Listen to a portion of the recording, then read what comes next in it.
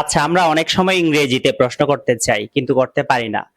এই ভিডিওটা দেখলে আপনি ইংরেজিতে অনেকগুলো প্রশ্ন করতে পারবেন। So let's get started. আচ্ছা, আমরা অনেক সময় বলি, আমার কি যাওয়া উচিত? তোমার কি আসা উচিত? আমাদের কি খাওয়া উচিত? তাদের কি লেখা উচিত? তার কি পড়া উচিত? এই ধরনের কথাগুলো আমরা অনেক সময় বলি। আবার অনেক সময় এরকম বলি আমরা, আমার কি যাওয়া উচিত না?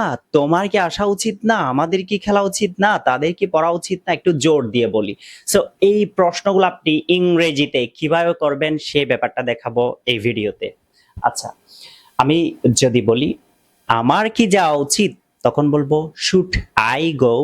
আমরা আগে পড়েছিলাম আমার যাওয়া উচিত আই শুড গো। এখন যদি প্রশ্ন করি আমার কি যাওয়া উচিত, তখন হবে শুড আই গো। শুডটা সামনে চলে আসবে, শুড আই গো, আমার কি যাওয়া উচিত।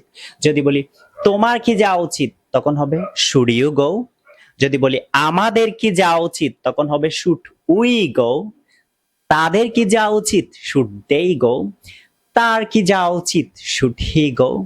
রহিমের কি যাওয়া উচিত, শুড রহিম গো।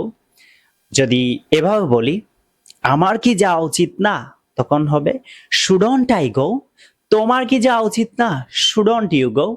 আমাদের কি যাওয়া উচিত না, শুডন্ট উই গো।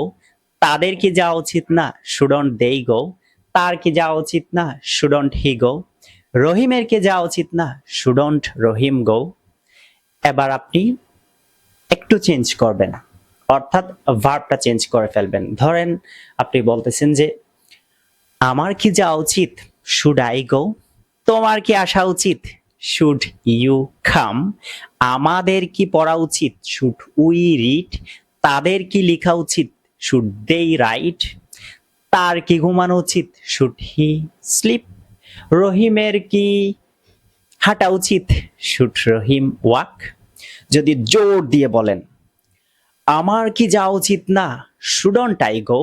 তোমার কি খেলা উচিত না, শুডন্ট ইউ প্লে। আমাদের কি পড়া উচিত না, শুডন্ট উই রিড।